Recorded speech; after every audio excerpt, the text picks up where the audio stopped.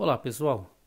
Neste podcast, trataremos do tema 275 da TNU, que respondeu a seguinte pergunta: qual deve ser o termo inicial do adicional de 25% sobre a aposentadoria por invalidez quando concedido judicialmente?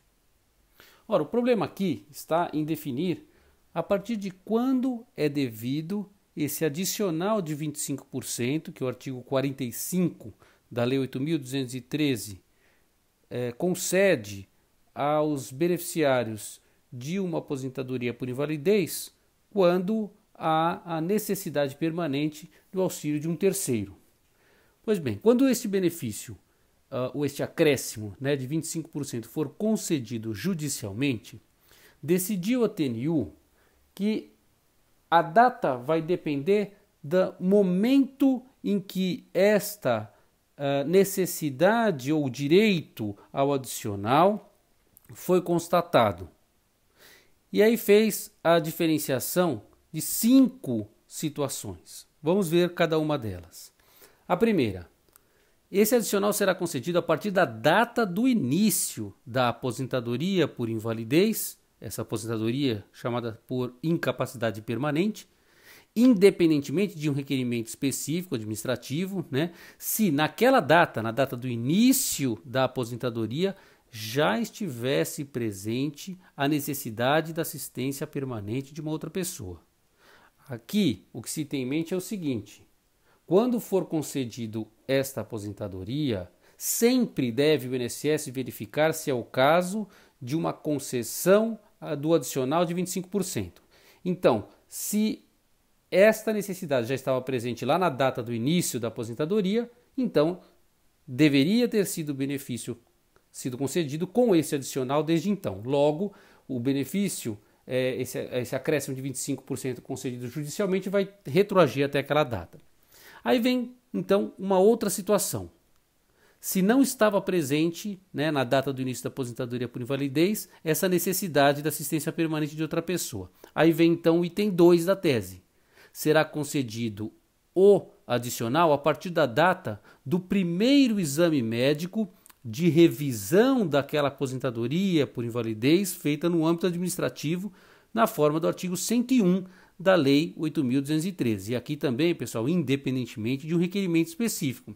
E aí, se o INSS, ao fazer essa revisão da aposentadoria por invalidez, tenha negado ou deixado de reconhecer de ofício, inclusive, o direito ao adicional, se naquela data já estava presente esta necessidade da assistência permanente de um terceiro, deve ser então considerada a data da revisão administrativa. Então, recapitulando, se na data da concessão da aposentadoria por invalidez já estava demonstrado, já estava presente esta necessidade de um terceiro, então o auxílio, esse acréscimo é concedido desde a DIB, a data do início do benefício da aposentadoria por invalidez. Se não estava, vamos para a próxima. Qual seria a próxima? Seria a próxima revisão administrativa por exame médico feito daquela pessoa, do beneficiário da aposentadoria por invalidez. O INSS, naquela revisão, deveria, se tivesse visto já a constatada necessidade da assistência, já deveria ter concedido de ofício esse acréscimo de 25%. Não o fazendo, judicialmente o juiz vai considerar esse também como um marco importante. Sempre pensando quando que então foi a primeira possibilidade, a primeira situação, a primeira oportunidade que o INSS teve de reconhecer, então, de ofício, inclusive, a necessidade da assistência. A terceira situação é a seguinte: vai ser concedida ou concedido o adicional de 25% na data do requerimento administrativo específico do adicional, se isso foi feito. Então, se houve realmente um pedido administrativo específico, que hoje já é possível de ser feito pelo meu INSS, desse adicional de 25%, e não foi concedido, este vai ser o marco, na data em que estiver presente a necessidade, então, da assistência permanente de outra pessoa, vai ser visto, então, se houve um pedido administrativo depois do início dessa necessidade permanente. Se não estiver presente nem a situação 1, 2 ou 3, vem a situação 4. E aí o adicional vai ser concedido a partir da data da citação, na ausência, portanto, de qualquer um desses termos anteriores que nós vimos, Isso se na data da citação já estiver presente, então, a necessidade da assistência permanente do terceiro. A quinta e última situação é a seguinte: não estava presente a necessidade da assistência permanente do terceiro na data da citação, mas houve posteriormente à citação a constatação de que estava então presente esta necessidade. E aí, disse a TNU, aí devemos considerar como marco para iniciar o pagamento dos 25%, né, do acréscimo de 25%, a data da realização da perícia judicial, né, salvo se a perícia mesmo já indicar uma data antes dela, entre a citação e a data do exame pericial, tá certo?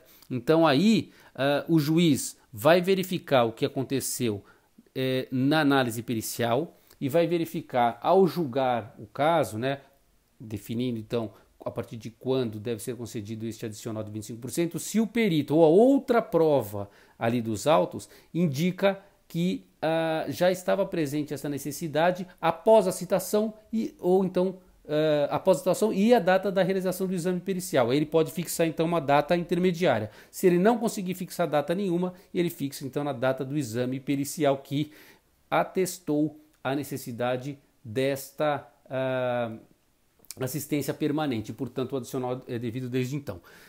Para simplificar, pensem o seguinte: o que a TNU quis dizer é assim: primeira questão que deve ser feita, definir qual é a data em que se iniciou a necessidade da assistência permanente de um terceiro por parte do aposentado por invalidez. E aí você verifica, depois dessa data, então do início da necessidade de um auxílio, qual é o primeiro marco em que deveria já ter sido reconhecido administrativamente ou então durante o processo. Então seria a data do início do benefício, a data de um exame de revisão, né, feito administrativamente, ou então pensando depois ali num requerimento administrativo específico feito para receber esse adicional, ou então depois citação, ou depois da citação, aí sim, qualquer uma que seja a data em que foi constatado mesmo, o juiz determinou como sendo a data da existência, o início da existência desta assistência permanente.